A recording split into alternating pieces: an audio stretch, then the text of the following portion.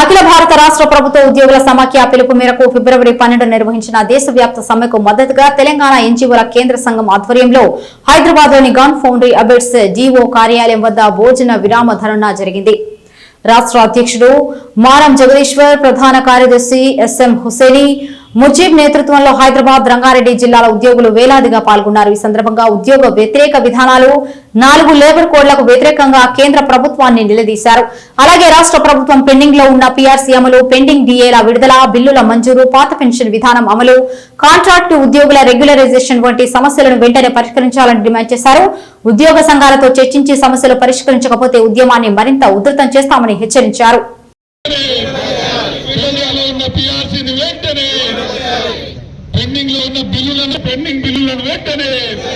Pending బిల్లులను వెంటనే contributory pension విధానాన్ని వెంటనే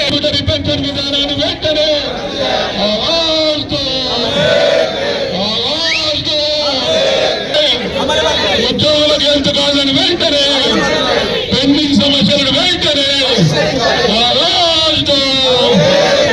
యూనియన్ 4 లేబర్ కోడ్లను వెంటనే రద్దు చేయాలి. లేబర్ కోడ్లను వెంటనే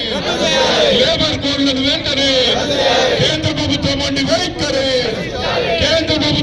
వైఖరి ప్రైవేటీకరణ వ్యతిరేకంగా పోరాడతాం. కాంట్రాక్ట్ ఉద్యోగులను సిపిఎస్ వెంటనే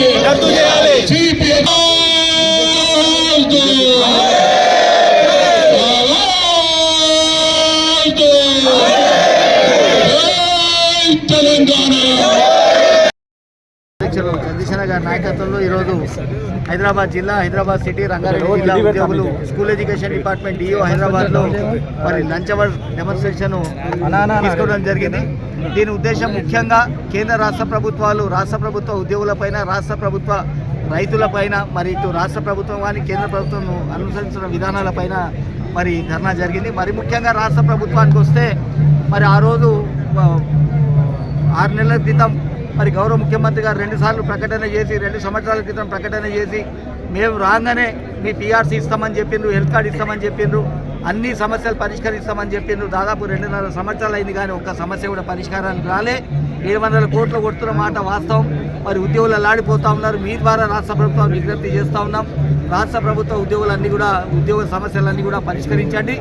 లేని పక్షంగా ఖచ్చితంగా మాకు వేరే గత్యంతరం లేదు, ఖచ్చితంగా రోడ్ల మీద రావాల్సి వస్తుంది. ప్రభుత్వానికి సహకరించడానికి సిద్ధంగా ఉన్నాం.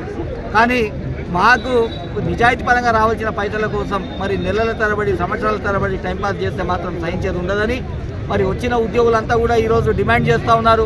మీరు రాష్ట్ర ప్రభుత్వానికి అమ్ముడు పోయినరా అని చెప్పి అడుగుతున్నారు.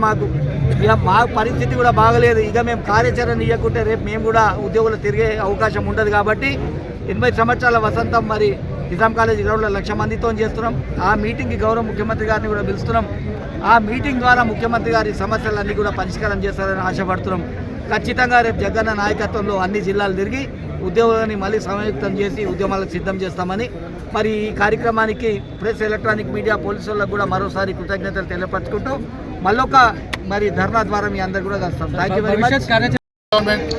ఫెడరేషన్ ఇచ్చిన పిలుపు మేరకు ఈరోజు యావత్ భారతదేశంలో జనరల్ స్ట్రైక్ను నిర్వహిస్తున్న వారికి మద్దతుగా టీఎన్జిఓ సంఘం వారికి మద్దతు తెలియజేస్తూ మరి కేంద్ర ప్రభుత్వం తీసుకున్న 4 లేబర్ కోడ్లను రద్దు చేయాలని, కాంట్రాక్ట్ అవుట్సోర్స్ విధానాన్ని రెగ్యులరైజ్ చేయాలని పిలుపు మేరకు, అలాగే రాష్ట్ర ప్రభుత్వంలో మాకున్న పెండింగ్ 5 డిఏలను, అలాగే పీఆర్సీని, సిపిఎస్ను, ఈహెచ్ఎస్ను అమలు చేయాలని కార్యక్రమాన్ని తీసుకున్నాం.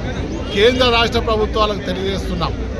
ఏ ప్రభుత్వం అయినా ఆ ప్రభుత్వమా ఈ ప్రభుత్వమా కాదు, కేంద్రంలో కేంద్ర ప్రభుత్వము, రాష్ట్రంలో రాష్ట్ర ప్రభుత్వ ఉద్యోగులను ఇబ్బందికరంగా చేస్తున్న సందర్భంలో మేము ఆ కేంద్ర రాష్ట్ర ప్రభుత్వాల మొండి వైఖరిని ఇలా మేము ఖండిస్తున్నాం.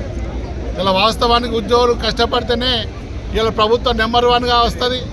ఇలా తెలంగాణలో 2.5 సంవత్సరాలు అయిపోతున్నా ఇవాళ ఇంకా పీఆర్సీని నివేదిక తెప్పించుకోకపోవడం, 5 డిఏలు పెండింగ్ ఉండడం, ఈహెచ్ఎస్ను అమలు చేయకపోవడం, మీరు మేనిఫెస్టోలో పెట్టిన సిపిఎస్ను కూడా రద్దు చేస్తానని మీరు మాట ఇచ్చిన సందర్భంలో దాన్ని కూడా చేయకపోవడం ఇలా యావత్ ఉద్యోగులు ఇబ్బందికరంగా మారుతుంది. ఇలా పెండింగ్ బిల్స్ అయితే వాస్తవానికి 10,000 కోట్ల చిల్లరగా ఉన్నాయి. ఇలా వాస్తవానికి పెన్షనర్స్ చాలా ఇబ్బందికరంగా ఇలా భావిస్తున్నారు. రోజు 100 మంది 200 మంది ఉద్యోగులు నాకు ఫోన్ చేసి, అన్న నా పరిస్థితి బాగలేదు, నేను అప్పులు కట్టుకోవాలి, ఆరోగ్యం మంచిగా లేదు, నా కొడుకు బిజినెస్ చేసుకోవాలి, బిడ్డ పెళ్లి చేయాలి, నా డబ్బులు నాకు ఎందుకు ఇస్తలేరన్నా అని అడుగుతున్నప్పుడు నాకు చాలా ఇబ్బందికరంగా మారింది.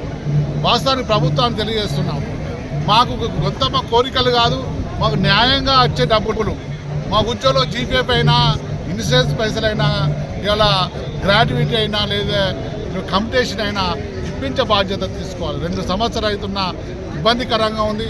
700 కోట్లు కొడుతున్న మాట వాస్తవం, కానీ 700 కోట్ల ఏ మూలకు సరిపోతలేవు. 1500 కోట్లు కొట్టి దాదాపు ఒక 5-6 నెలల్లో మా ఉద్యోగ సమస్యలు పరిష్కరిస్తానని ప్రభుత్వాన్ని కోరుచు ఇలా ఈహెచ్ఎస్ మీటింగ్ ఉన్నది 3 గంటలకు. ఈ ప్రభుత్వానికి ఏదైతే తెలియజేస్తున్నాం, ఇలా ఈహెచ్ఎస్ను అమలు పరచాలని ఇలా ప్రభుత్వాన్ని కోరుతున్నాం. కాబట్టి అందరికీ పేరు పేరున కృతజ్ఞతలు తెలుస్తున్నాను.